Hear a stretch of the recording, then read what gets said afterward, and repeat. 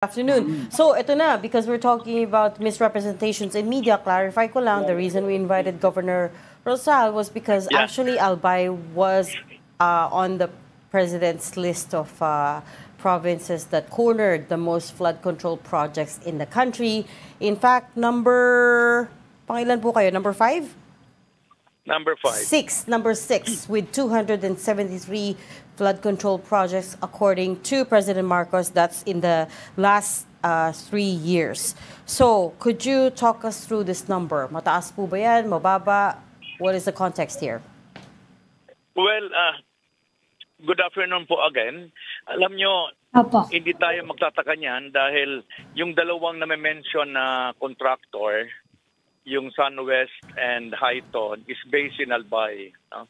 Based in Albay po yan. Kaya, yan number na yan, actually ongoing pa ang pag-inspect namin.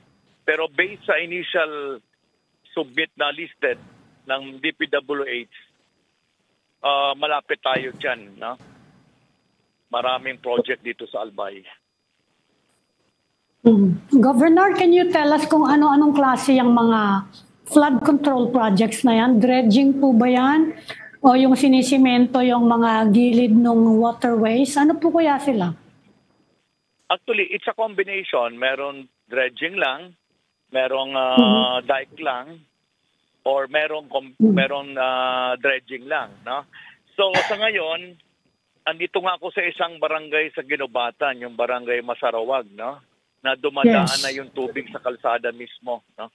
So, nagkakaroon kami ng consultation. Ito dapat ang mga lalagyan ng mga flood control, pero ito ngayon yung nakita natin na wala. No? So, patuloy pa ang investigasyon namin. Sino po yung namili nung karamihan sa project? DPWH po ba yan? Ano yung proseso sa probinsya nyo? Do you get to give inputs to the DPWH? Saka yung iba ba dyan, local projects? Actually, supposedly, under the law, dapat lahat ng program sa project mag-emanate dapat yan, di ba, sa local development plan ng mga LGUs. Pero dito, lumalabas, kami na lang ang pinapadalahan ng DPWH na merong project na na-release para sa amin. No?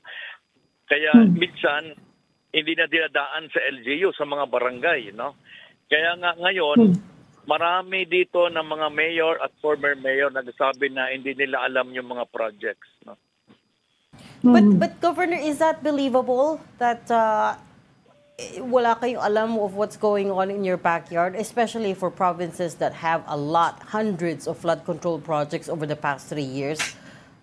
Is that necessarily believable? Well, ako kasi kakabalik ko lang, I was elected in 2022, but 6 months lang ako, di ba? But kakabalik ko lang, but based on the initial investigasyon ko sa mga mayors, saka sa ating Provincial Engineers Office, halos lahat, pinapadalahan sila, mag-uumpisa na ang projects. Tapos po yung actually merong statement yung mga mayors, about 70 mayors at nadadagdagan pa yata. Pareho po kayo na sinasabi na binabypass daw sila ng DPWH sa implementation of projects. Yun ba yung SOP ba yun? Yun ba yung talagang, you were a former governor, bumalik kayo. Ano ba talaga yung, wala bang rules dyan? Actually, ano ba yung protocol dyan? Dapat ba kayo yung mag-earmark tapos sasabihin ng DPWH, ito, umpisa na namin. Tapos, sino yung magmamonitor? Yeah. Actually, dapat ang proseso ganito. The LGUs will submit the programs and projects sa Regional Development Council o tinatawag natin RDC. Yan ang isusubmit natin sa DPWH for funding. Dapat yan. Mahirap na magsalita. Pero dito nakita ko, yung mga district engineers, which yan baga hawak niya ng mga congressmen. Parang sa tingin ko yan ang nangyayari. Yung district engineer, sila na nagagawa ng lista. Then of course, siyempre, didepensahan ng Congress yan, ng congressman yan doon sa pag-submit ng budget, yung tinatawag nila na National Expenditures Program or NEP, no? So ito ngayon ang nangyayari, kaya karamihan ng mga mayors sa governor hindi alam yan, no? Yan ang sitwasyon ngayon. Siguro maganda itong eye-opener na ginawa ng ating Pangulo.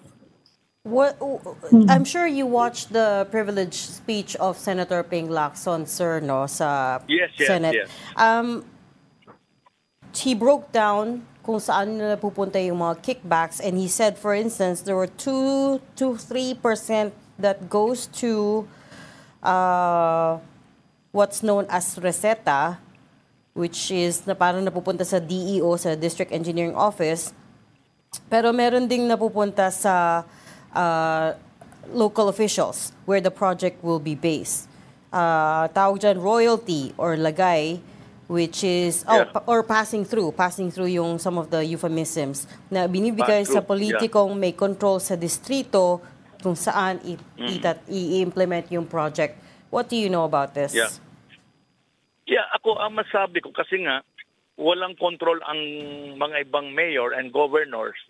Maybe ang sinasabi ni Senator Ping Lacson based sa kasi nakita ko nung mga grupo niya nandito kasi may mga allocated budget pa ganyan, hindi ko kabisado pero talagang nakaporma yan down siguro sa hindi lang siguro baka sa project engineer meron pa yan kasi nga hindi talaga sa amin directly yan kaya lahat talaga yan naka-centered or naka-anchored sa DPWH district.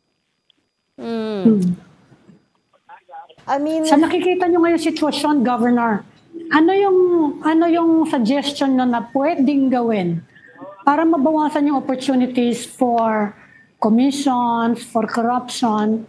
Ano po kaya ang pwedeng gawin sa sistema? Ang number one yan, alisin natin.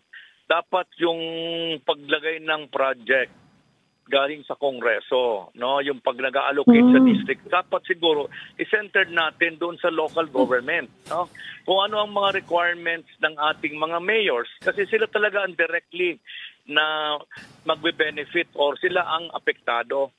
So ako sa tingin ko, sundin lang natin yung batas na yung mga request sana ng mga mayors saka mga local chief executives sana doon ibaba sa DPWH, may check and balance, bago mag-umpisa at ang proyekto dapat manggagaling mag-emanate sa local government. Pero actually, yun yung National Expenditure Program yun ang sinasabi ng DPWH, kukuha sila ng input sa local government and then they will prepare the NEP, pag-uusapan yan dun sa Development Budget Coordination Committee Kaya lang pagdating sa Kongreso, yun ang nangyayari. Nagkakaroon ng insertion. So yun palang mga insertion, hindi pala bumubusina sa local government yun. Pero, Governor, yung Governor, yung may busina ba yun? Yung insertion sa local government? Maybe even before the insertions, yung NEP kasi, dapat nung binubuo yun, kinukuha yun sa mga LGUs So, ang sinasabi niyo ba... Hindi, yun ang sinabi ng DPWH. Sinasabi niyo ba, Governor... Yun ang sinabi nila, that they get it daw from the LGU. Ang sinasabi niyo ba, Pero Governor, hindi nangyari yun? Nagkakaroon na insertion. O, hindi nangyari yun sa Albay? Hindi, kasi alam mo, sa Albay, nakita ko kasi we have 3 districts, may mga project na nagagawa na ng listing talaga ang DPWH, So, sa ngayon, nalalaman na lang ng mga mayors na meron pala silang project na ganyan. So, inuulit ko, Governor, hindi kayo nakonsulta? Hindi kayo nakonsulta? No. Kasi ako baga matagal na ako na mayor. Matagal din ako nagsilbi sa Legazpi. Yes. Would you believe, tatawagan ang engineering ko for a meeting para sa notice to proceed na. Sabi ko, ba't meron ng project, hindi naman kami kinonsulta kung tama yon, Kaya nakita ko, mayroon pa ngayon, masyado nagiging target natin ng mga congressmen. Pero talaga nakita ko, ito ngayon ang sitwasyon Yung mga district engineers natin, masyado nakapokus doon sa congressmen na naka-assign sa kanya, dapat sa local government. Kaya nangyayari ito na maraming project na nasasayang. In general, though, I'm not saying sa Albay nangyayari, but in general, kasi for all the local officials that we've spoken to, lahat sila, they all say, oh, walang coordination, hindi dumaan sa amin, and so on and so forth.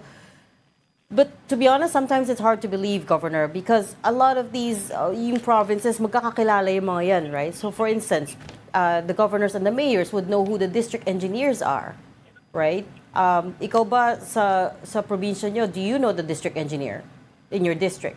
Yeah, pero ang district engineers po, hindi reporting sa governor. Yes, correct. I agree. But hindi reporting also for the mayors, pero kaming sariling provincial engineers. yes, but you would know each other, right? And usually may courtesy yan. They would Yes. do the courtesy of like telling you, okay, these are the projects that we're working on. Not necessarily asking your permission, but they would at least inform, right? Not at all times, no? Meron silang ini-inform ka, pero marami nga yung sinasabi nga ni Mr. Llamas ng mga insertion. Doon na naging problema natin. From 1 billion, nagiging 10 billion na. Yun ang nagiging problema natin. Yun ang mga nabibigla kami. Meron palang almost 300 million doon. Meron palang 1 billion. Yun ang nabibigla kami. Yung after the NEP. Sir, Kapag gano'n na nag-umpisa na implementation, Governor, may role ba yung local government sa pagmamonitor ng project? Yes. Meron kami. Kaya lang, ang problema natin, hindi ito ang basihan ng pagbayad ng DPWH. Kasi sila, may sarili silang monitoring. No? So, ipinapapaalam lang sa amin kung tapos na. No? Mayor, Halimbawa yung contractor, di ba? Kailangan nila ng permit from the local government to start a project. Di ba kailangan ng work permit? Kahit man lang magbusina doon sa barangay na, ay mag-umpisa na kami dito maghukay, ganon. Ano yung process totoo yan. Yes, totoo yan. As a matter of fact, when I was still a mayor, dumidiretso sila sa barangay kasi mas madali nilang makausap yon. Alam mo na, minsan kulang din ang alaman nila. Mas madali dumidirect sila doon, no? Iniimbita lang yung engineering namin. Minsan nga, sinasabihan ko, bakit kami mag-a-attend? Dapat mauna kayo sa local chief executive muna para malaman natin kung ang project nyo, talagang yun ang kailangan natin. Kaya sa tingin ko ngayon, dahil nga hindi na dumadaan sa tama yung NEP natin, na dapat nandun yan lahat sa RDC o Regional Development Council, kaya marami tayong ganitong problema ngayon. Governor, I met you when... na hindi naman parte ng NEP ng RDC. Dapat baga, siguro balikan ni Pangulo yan na tanungin bakit napupunduhan sa Kongreso na hindi naman approved sa NEP. Yeah. Governor, matagal na kayo sa LGU, no? I met you when you were a mayor of Legazpi. Yes. Matagal na po. Wala ba kayong namomonitor ng mga ghost projects, anomalous projects, low quality projects dyan sa inyong teritoryo? Even before, sumabog itong mga anomalous flood control projects na ito sa kasalukuyang landscape. Well, alam mo, sa dami ng project, no? Sa dami ng may mga ang mga makaduda-duda yung mga halimbawa 100 million pero 3 araw o ilang buwan lang trinabaho. Yan ang nakita kong duda ko. Na inumpisanan lang or pinoprogramahan lang pero tingin ko kasi mahirap din magsalita, no? Pero yan ang mga duda ng mga tao mismo. Kanina nga lang may nagpunta sa akin barangay kung ano yung project na yon. Kasi nabibigla na lang yung mga tao sa barangay na meron palang project kanya. Okay. Kaya yung mga ghost, tingin ko, the only way na makuha talaga natin yan, the cooperation with the DPWH. Kung anong programa, dapat talaga puntahan na ngayon. Kaya ako nagpapakuha ako ng listing. Tumutulong ako ngayon. Lahat ng listing ng mga nagawa since 2023 up to 2025. So tutulungan natin ang Pangulo na mahanap natin yung mga project. Kaya kailangan yung mga listing mapunta muna sa Office of the Governor. Okay.